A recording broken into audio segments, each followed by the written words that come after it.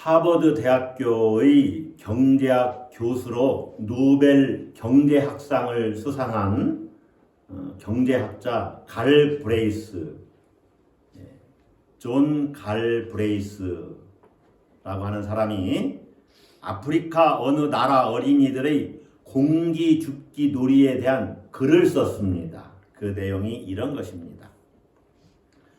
서구 선진국 사람들이 미지의 나라 아프리카에 상륙하여 보니 어린아이들이 공기놀이를 하고 있는데 자세히 관찰해 보니까 애들이 가지고 노는 공깃돌이 모두 아주 순도가 높은 다이아몬드 원석이더라는 것입니다. 여러분, 다이아몬드가 얼마나 비싸요? 근데 그걸 가지고 공기놀이를 하니까 우리 손톱 이상, 엄지손가락 마지막 마디 크기 이상 돼야 될 거 아닙니까? 그걸 지금 우리 하나 가격으로 따지면 몇억 원 정도 하지요.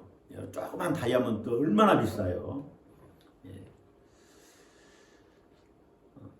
여기저기서 억대 다이아몬드 알이 올라갔다 내려갔다 하는 거예요. 그 모습을 지켜보던 선진국 사람들이 자기가 타고 온 배로 바삐 돌아가서 사탕이 들어있는 이런 깡통을 들고 왔습니다. 그리고 애들이 보는 앞에서 자기 입에 사탕알을 하나 쏙 집어넣고 앞에 있는 아이들에게도 사탕알을 하나씩 입에 넣어줬어요.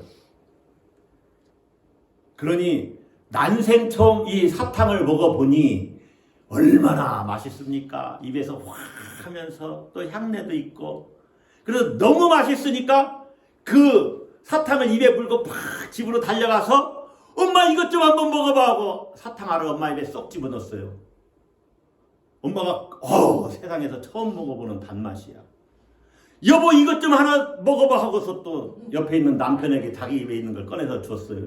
너무너무 달고 맛있잖아요. 그러니까 아버지가 얘들아 이것 좀 한번 먹어봐라 해서 이놈 저놈 계속 돌려가면서 이렇게 사탕알을 하나씩 먹어보고 선진국 사람들이 모여있는 그곳으로 다 모여들었어요. 구름대처럼. 정신을 사탕에 홀딱 뺏겨버린 겁니다. 어른부터 어린아이 할 것 없이 모든 사람이 구름대처럼 몰려들어서 무상 원조로 주는 사탕을 얻어먹으려고 야단법석인 거예요. 그렇게 며칠간 사탕 맛이 입에 들었어요. 그런데 이제 무상 원조는 끝나고 유상으로 이제 더 이상 여러분에게 사탕을 못 드리겠습니다. 사탕을 드시려면은 여러분이 돈을 가지고 오셔야 됩니다. 돈이 없잖아요. 그런데 이때 선진국 사람들이 제안을 하는 것입니다. 어떤 제안을 했느냐? 물물 교환을 제안을 했어요. 사탕 한 알과 아이들이 가지고 노는 그 공깃돌 하나를 맞바꾸면 어떻겠습니까?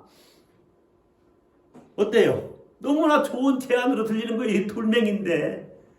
그래서 사람들이 대단한 은혜를 입은 것처럼 감사합니다 하면서 몇 번인가 절을 하면서 사탕 하나를 받고 다이아몬드 원석을 바꾸는 것입니다. 자기가 소유하고 있는 것의 가치를 모르는 아이들이 정신없이 그 귀한 소중한 자원을 바꾸는 거예요. 이 갈 브레이스 박사가 왜 이런 그 이야기를 썼냐면 선진국들이 미개 국가의 소중한 자연 자원을 너무나 값싸게 착취했다는 것을 고발하기 위해서 쓴 거예요. 그 나라의 자원을 그렇게 빼갔어요. 헐값에 그냥 사탕 하나를. 얼마나 많은 그 재산을 들여서 그걸 사와야 되는 겁니까? 자, 여러분, 만약에 아프리카 사람들이 다이아몬드 그 원석의 가치를 알았다면 그 공깃돌을 어떻게 했을까요?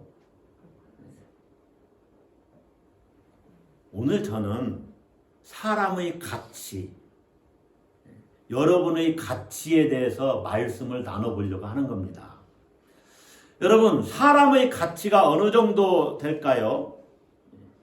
여러분은 여러분 자신의 가치를 어떻게 평가하고 계십니까? 우리의 존재 가치는 어느 정도라고 생각을 하십니까? 나의 존재 가치는 어느 정도인가? 어떤 사람은 자기 자신을 향해서 쓰레기 같아, 쓰레기. 이렇게 말하는 사람도 있어요. 심지어 자기가 이 세상에 태어나지 않았으면 더 좋았을 뻔했다고 말하는 사람도 있어요. 자기 자신을 그렇게 하찮게 여기는 거죠. 하찮은 존재로 여기는 겁니다. 그런데 어떤 사람은 온 우주가 자기를 중심으로 돌고 있다고 생각을 해요. 또 그래서 완전히 독불장군이에요. 자기 위에는 이 세상에 아무도 없는 것처럼 생각을 하고 그렇게 살아요. 그런 사람들이 대개 자기의 욕망이 채워지지 않으면 분노를 표출하지. 그래서 분노를 어떻게 표출해요? 폭력을 행사하는 것입니다. 여러분은 자기 자신에 대해서 어떤 가치를 갖고 있다고 평가를 하고 어떻게 자기 자신을 여기고 또 내 주변에 있는 사람, 내가 만나는 사람들을 어떻게 대접을 하십니까? 그리고 성경은 여러분의 가치를 어떻게 평가하고 있을까요? 오늘 우리가 읽은 시편 8편의 말씀은 우리가 어떤 존재인지를 잘 보여줍니다. 자, 오늘 제목이 다윗의 시 인도자를 따라 깃딧에 맞춘 노래라고 해서 시편 8편 위에 제목을 달아놨지요. 이것이 다윗의 시다. 그런데 인도자를 따라 깃딧에 맞춘 노래라고 했으니까 인도자를 따라서 노래 부르는 것이라는 것은 이게 예배 공동체에서 예배로 불려진 노래다. 이 깃딧은 악기일 수도 있고 어떤 가락, 우리로 말하면 노래일 수도 있다 그 말이에요. 그래서 아주 흥겹게 노래 부르면서 이 시편을 노래한 것이죠. 자, 이것이 다윗이 지은 시라고 한다면은 다윗이 목동으로 있을 때 이 시편을 지었을 가능성이 아주 큽니다. 하루를 마치고 양떼들을 쉬게 한 다음 풀밭에 누워서 깊어가는 밤하늘의 달을 보고 별들을 바라보면서 다윗이 즐겨 이렇게 가지고 찬양했던 악기가 있잖아요. 수금입니다. 수금을 꺼내서 연주를 시작했을 거예요. 그때 하늘을 가득 채우고 있는 별들과 달들을 보면서 하나님의 영광이 자기 가슴에 이렇게 밀려왔을 것입니다. 하늘과 땅도 다 담을 수 없는 하나님의 영광을 그러니까 어떻게 찬양하지 않을 수 있겠어요. 그래서 1절에 시인이 이렇게 주님을 찬양합니다. 여호와 우리 주여, 주의 이름이 온 땅에 어찌 그리 아름다운지요. 주의 영광이 하늘을 덮었나이다. 여러분, 시인은 지금 온 세상의 아름다움에 매료됐어요. 그 아름다운 세상을 만든 하나님께서는 또 얼마나 아름다우신 분인가를 노래하는 거예요. 주의 이름이 온 땅에 어찌 그리 아름다운지요. 그 말은 하나님은 참으로 아름다운 분이십니다. 여러분, 하나님에게 아름다움이 없다면 아름답게 세상을 창조하지 못했을 거 아닙니까? 그래서 하나님은 아름다움의 창조자입니다. 그래서 여러분 가정도 아름답게 꾸며놔야 돼요. 막 그림 보고 막 시커멓고 우중충하고 막 사악한 것들 이런 거 해놓으면 여러분이 그런 거에 잘못하면 밤에 눌립니다. 아름답게 꾸며놔야 돼요.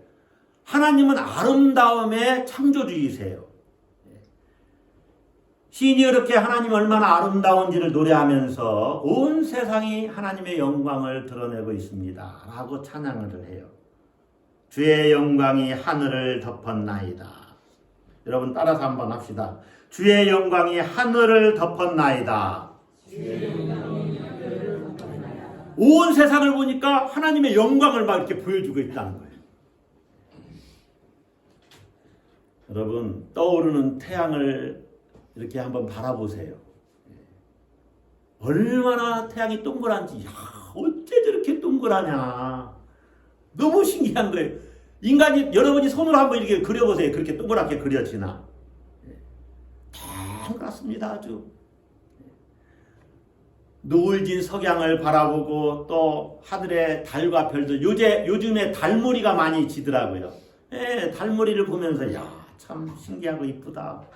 하늘의 구름들도 좀 바라보면서 어떤 모양일까도 바라보고, 요즘에 얼마나 산이 녹음이 우거져요. 저 산의 푸른 나무들도 좀 바라보고, 들에 핀 꽃들도 좀 바라보고, 하늘을 나는 새, 또 물속에 있는 물고기들, 뛰어노는 이 동물들,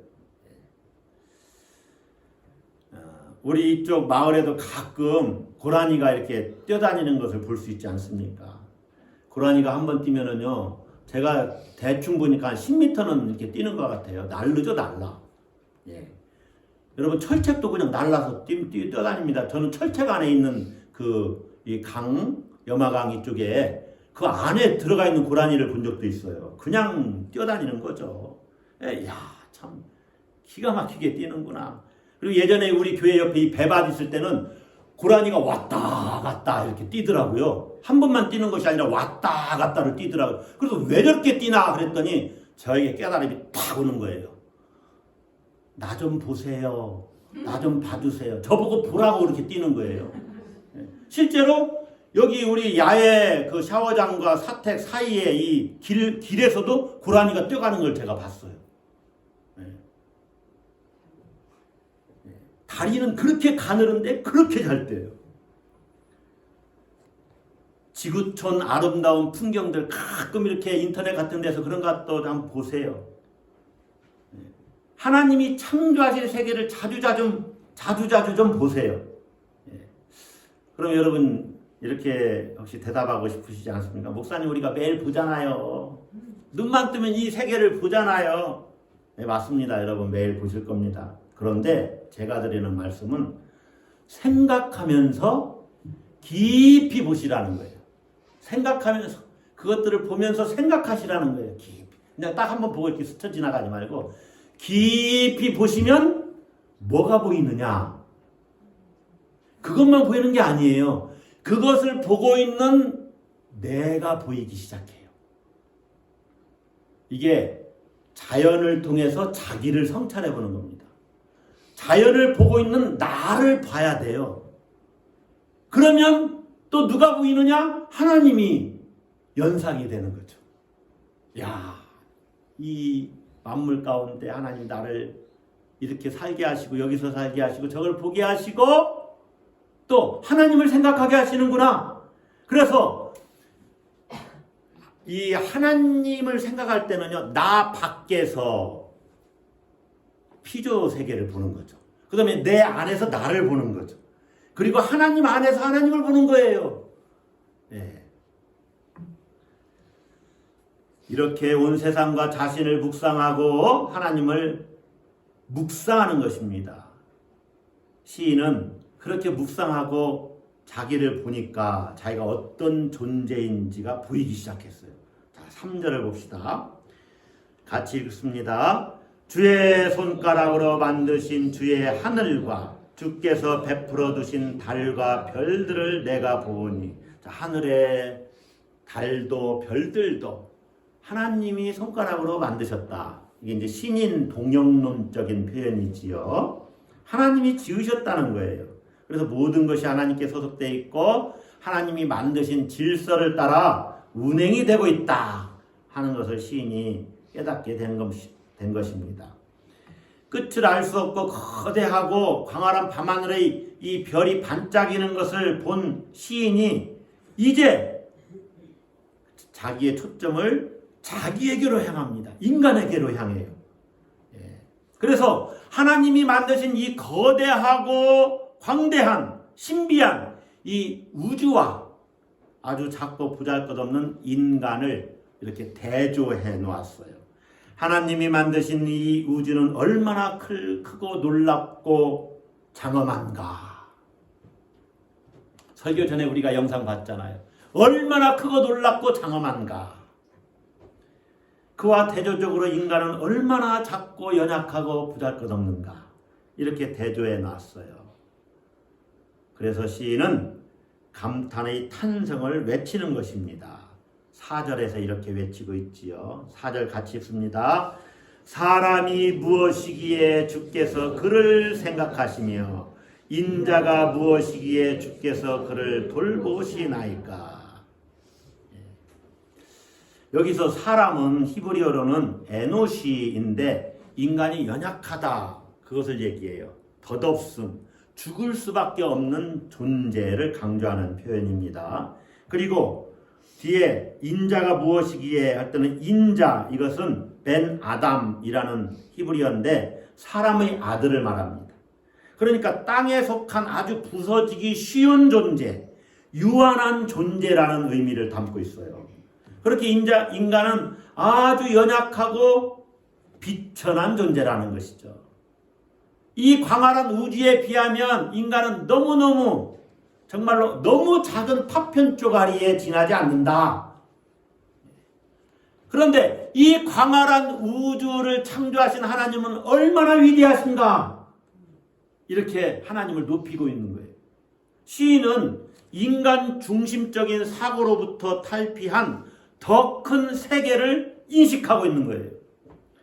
여러분이 나를 볼 때, 우리를 볼 때 분명히 알아야 하는 것이 있습니다. 인간은 너무너무 비천한 존재라는 거죠. 여러분, 코로나19 이 바이러스가 온 세상을 덮을 때 얼마나 우리의 삶이 무너졌어요. 얼마나 우리 삶의 리듬이 깨졌습니까? 뭐 다 할 것 같지만 코로나19 때문에 돌아가신 분들은 또 얼마나 많아요. 너무나 우리가 비천한 존재라는 거죠. 땅에 속한 사람들은 하늘을 만드신 하나님 없이, 하나님의 돌봄 없이는 스스로 살아갈 수 없는 존재라는 것입니다. 인간은 가련한 피조물에 지나지 않는다 하는 것을 알아야 됩니다. 그런데 하나님께서 그렇게 가련한, 연약한, 비천한 존재인 인간에게 얼마나 큰 관심을 갖고 계시냐. 모든 관심이 인간에게 향해 있어요. 그래서 시인이 이렇게 말하는 거예요. 사람이 무엇이기에 주께서 그를 어떻게 하시며? 생각하시며. 따라서 합시다. 그를 생각하시며. 이 생각한다는 말은요, 관심을 집중하고 계시다 그 말이에요. 하나님의 모든 관심은 인간에게 있어요. 누구에게 있어요? 인간에게 있어요. 여러분에게 관심이 있다는 거예요. 그래서 여러분에게 관심을 갖고 계시고 여러분을 돌보고 계시다는 것입니다. 시인은 그렇게 연약한 인간을 주께서 어찌 그렇게 특별하게 사랑하시는가 하고 질문하고 있는 거예요. 자, 자연을 보고 사람을 보니까 사람이 비천한 것을 깨달았지요. 그런데 거기에만 머물러 있는 것이 아니에요. 시인은 인간이 참으로 비천한 존재이지만 동시에 하나님께서 그 인간을 얼마나 존귀한 존재로 만드셨는지를 깨닫고 이렇게 고백을 해요. 5절을 봅시다. 그를 하나님보다 조금 못하게 하시고, 그러니까 깨지기 쉽고 죽을 수밖에 없는 유한한 존재인 인간을 하나님보다 조금 못하게 하셨다고 고백을 하죠. 그러면서 영화와 존귀로 관을 씌우셨다 이렇게 고백을 해요. 그를 하나님보다 조금 못하게 하셨다 하는 표현은요, 인간이 하나님의 형상으로 지음받았다는 이야기를 하고 있는 겁니다. 그런데 하나님보다는 조금 못한 존재. 왜 그러냐? 하나님은 창조주이시고 우리는 피조물이기 때문에 그래요. 여러분, 창조물 중에서 하나님은 인간을 가장 높은 위치에 올려놨어요. 가장 강한 존재가 아니고 가장 높은 위치에 올려놨다. 힘이 가장 세진 않잖아요. 물속에 들어가서 가장 오래 헤엄칠 수 있는 건 아니잖아요, 인간이. 또 인간이 하늘을 날 수 있는 존재가 아니잖아요. 그래서 1대1로 붙으면 인간이 이길 수 있는 게 별로 없어요. 그런데 인간은 이 하나님의 형상으로 지음받아서 이 하나님의 성품을 닮아 있고 또 만물을 다스릴 수 있는 권한을 부여받았어요. 이게 하나님의 형상이에요. 제가 두 가지를 말씀드렸는데 하나님의 성품으로 지음받았다. 그 말은 도덕적 형상을 닮았다는 거예요. 무슨 형상? 도덕적 형상. 또 만물을 다스릴 수 있는 권한을 위임받았다. 이게 정치적 형상으로 지음받았다는 거예요. 여러분이 잘 기억하시면 좋아요. 도덕적 형상, 이것은 하나님의 선하심, 하나님의 의로우심, 거룩하심, 자비로우심, 이런 것을 이야기해요. 하나님의 성품을 인간이 반영되어 있다는 것이죠. 인간에게. 인간을 지으실 때 하나님께서 샘플을 이렇게 보고 지으셨는데 누구냐? 예수님이에요. 예수님. 그리스도는 하나님의 형상이니라. 예수님같이 우리 인간을 지었다는 거예요. 물론 인간이 범죄함으로 그 형상이 깨졌습니다. 그러나 구원받음으로 그 형상이 회복되기 시작했어요. 마침내 하나님의 형상이 언제 완성되느냐? 지금도 우리가 하나님의 형상을 회복하고 있지만 우리가 부활하게 되면 온전히 하나님의 형상이 회복됩니다. 하나님의 형상이 완성이 돼요. 그래서 우리가 존귀한 존재라는 거예요. 나는 하나님의 형상으로 지음받았다. 창세기 1장 27절에서 하나님이 자기 형상 곧 하나님의 형상대로, 도덕적 형상이나 정치적 형상 마찬가지입니다. 하나님의 성품대로 하나님 닮음으로 사람을 창조하시되 남자와 여자를 창조하셨다. 그래서 여러분이 가장 가치 있는 존재, 존귀한 존재라는 것입니다. 아멘. 자, 인간은 하나님의 형상이고 두 번째 뭐라 그랬어요? 만물을 다스리는 존재라는 거죠. 자, 6절에서 8절까지 그 이야기가 쭉 나옵니다. 주의 손으로 6절, 주의 손으로 만드신 것을 다스리게 하시고 만물을 그의 발 아래 두셨으니. 그리고 어떤 만물을 다스리느냐? 모든 소와 양과 들짐승이며 공중의 새, 바다의 물고기들, 바닷길에 다니는 것들. 그러니까 뭐 저 태양이나 뭐 별과 달 이런 것은 인간 우리의 관리를 벗어나 있지요. 그러니까 통치권에는 범위가 이렇게 있습니다. 한계가 있어요. 그러나 중요한 것은 하나님이 다스리는 그 만물들, 소, 양, 들짐승, 공중의 새, 바다의 물고기, 이런 것들에 대해서는 인간은 하나님의 통치권을 위임받았습니다.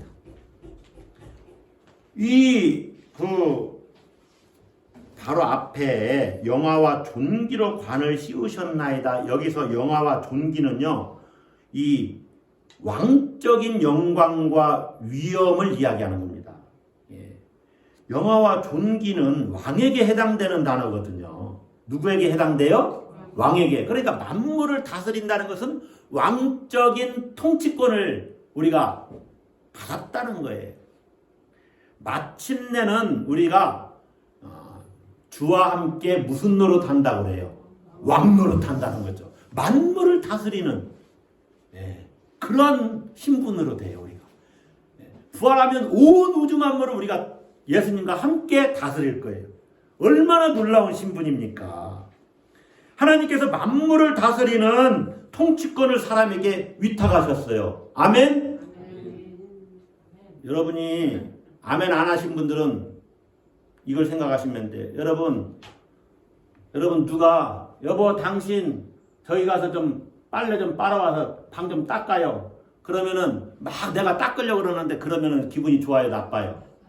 왜 나쁜지 아십니까? 내가 만물을 다스리는 통치권이 내게 있는데 나한테 명령하고 지시를 해서 괜히 기분이 나쁜 거예요. 하나님이 온 세상을 통치하시는 그 통치권을 우리에게 위임했다니까요. 그래서 할 수만 있으면 주도권을 지려고 그러는 거예요. 어딜 가나 사람들은. 왜냐하면 정치적 형상으로 지음받았거든요. 그래서 막 어딜 가다 누구든지 사람들을 다스리려고 그래요. 그게 본성이에요.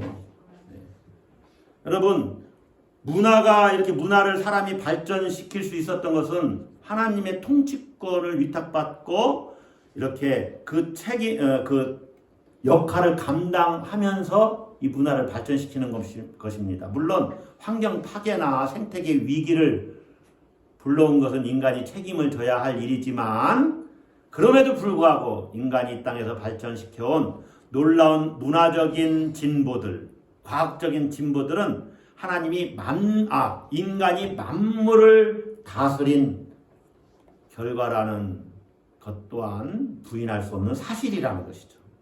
그런 의미에서 인간을 만물의 영장이라고 이렇게 부르는 것입니다. 자, 여러분이 하나님의 형상이고 만물을 다스리는 권세를 하나님이 여러분에게 주셨다. 그러니 여러분이 얼마나 존귀한 존재입니까? 그런데 우리 그리스도인들은 여기에 한 걸음 더 나가지요? 우리를 하나님이 사셨는데, 죄와 사망으로부터 우리를 건지셨는데 그 대가를 지불하셨잖아요. 예수 그리스도의 핏값으로 우리를 사셨잖아요. 아멘? 그러니 여러분이 얼마나 귀한 존재입니까? 여러분의 가치가 얼마냐? 우리 그리스도인들의 가치가 얼마냐? 여러분이 얼마짜리예요? 예수님 짤입니다. 따라서 합시다. 예수님 짤이. 예수님 하나님 아들이시잖아요. 하나님이 이 땅에 오셔서 십자가를 지고 죽으신 거예요. 십자가는 하나님의 죽음이 포함되어 있어요. 여러분이 예수님 짤이에요. 여러분, 우리는 이 광활한 우주에 비하면 너무나 연약하고 미천하고 참 보잘것없는 존재입니다. 여러분이 정말로 보잘것없다는 걸 아시려면 당장 이쪽 문수산만 올라가도 야, 사람이 겨우 저만해? 아이고, 만하게 보이잖아요. 산꼭대기만 올라가도 사람이 얼마나 작은 존재로 보입니까? 거기서 서로 좀 조금 차지하겠다고, 높은 자리에 올라가겠다고, 더 가져보겠다고 아웅다웅 살고 있잖아요. 그래서 산꼭대기 올라가면 사람이 겸손해져요. 산은요, 가까이 가면 갈수록 산은 커 보입니다. 제가 가끔 쓰는 말인데, 근데 사람은 가까이 가면 가까이 갈수록 구린내가 나요. 얼마나 사람이 미천한 존재인지. 그렇게 미천한 존재인 우리를 하나님이 미천하지만은 우리는 하나님의 형상으로 지음받았다는. 그래서 두 가지를 동시에 봐야 돼요. 그렇게 하나님의 형상을 가진 존재로 지으시고 하나님과 함께 하나님이 만드신 만물을 사랑으로 다스리는 그런 존재로 세우셨다는 것입니다. 그리고 예수 그리스도의 십자가를 통해서 여러분을 살리셨으니, 그렇게 하나님 자녀로 만드셨으니 여러분이 얼마나 존귀한 존재입니까? 할렐루야. 4절을 여러분 그래서 이렇게 읽을 줄 알아야 돼요. 이렇게 읽어보겠습니다.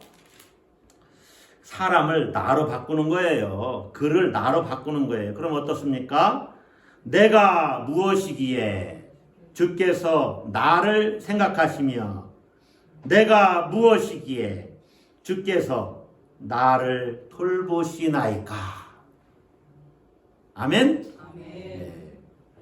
창조세계 가운데 저 밝게 빛나는 태양이 아니라, 밤하늘에 아름답게 비추고 있는 저 달과 별이 아니라 하나님께서는 여러분에게 관심을 갖고 계시다. 여러분을 지금도 생각하고 계시다는 것입니다. 여러분, 자식을 사랑하는 부모가 어느 한순간이라도 자식을 잊어본 적이 있습니까?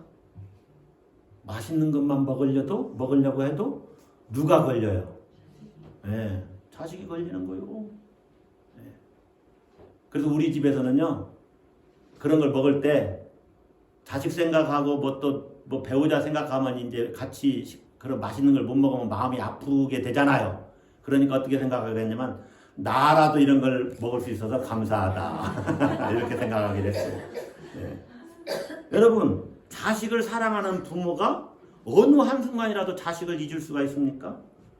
하나님의 형상으로 하나님이 우리를 지으셨는데 우리를 한순간이라도 잊을 수가 있겠습니까? 주님이 세상 끝날까지 우리와 함께 하신다고 했는데 결코 우리를 한순간도 떠나지 않겠다고 말씀하셨는데 어떻게 우리를 잊을 수가 있습니까? 이틀 전 아침이었습니다. 교회 마당에서 시원한 바람을 맞으면서 교육관으로 걸어가고 있는데 한 쌍의 이름 모를 작은 새들이 아주 요란하게 지저귀는 거예요. 그러면서 아주 사뿐히 이 사택 옆에 있는 은행나무 꼭대기, 거기가 또 얼마나 높아요? 한 30-40m 높이가 되잖아요. 그 꼭대기에 두 마리인데 살짝 가뿐하게 딱 앉는 거예요. 하면서 얼마나 요란하게 지저귀는지. 그래서 제가 인터넷을 찾아보니까 새들은 좀 아침에 그렇게 많이 지저귀다네요. 왜 그런지는 이유를 아직 조사를 안 해봤어요. 그렇게 막 요란하게 지저귀면서, 그런데요, 그렇게 지저가면서 그 나무 꼭대기에 앉는데 마치 제게 이렇게 말하는 것처럼 들렸어요. 중석 씨, 우리는 이렇게 가볍고 자유롭게 그리고 기쁘게 산답니다. 걱정하지 마세요. 염려하지 마세요. 그리고 오늘 한번 기쁘게 신나게 살아보세요. 그렇게 얘기하는 것처럼 들렸어요. 아니 들렸다니까는요.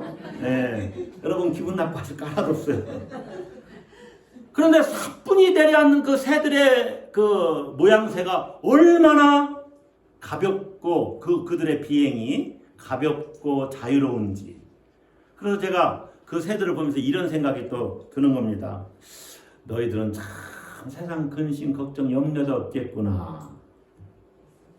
정말 가볍고 자유롭게 나는구나. 그러면서 또 한 가지 떠오르는 생각은, 그렇지, 너희들이 하는 일은 하늘을 나는 것이지. 여러분, 새들이 하늘을 나는 그 자유로움이나 어떤 기쁨을 만족할까요? 저는 그러진 않을 거라고 생각을 해요. 그냥 그들은 그렇게 살아가는 겁니다. 우리가 기쁨을 알고 기뻐하면서 살아갈 수가 있는 것이죠. 그런 생각을 하는데 하나님의 말씀이 쭉 이렇게 떠오르는 거죠. 공중의 새를 보라. 심지도 않고 거두지도 않고 창고에 모아 들이지도 아니하되 너희 하늘 아버지께서 기르시나니 너희는 이것들보다 귀하지 아니하냐. 여러분 따라 합시다. 너희는 이것들보다 귀하지 아니하냐.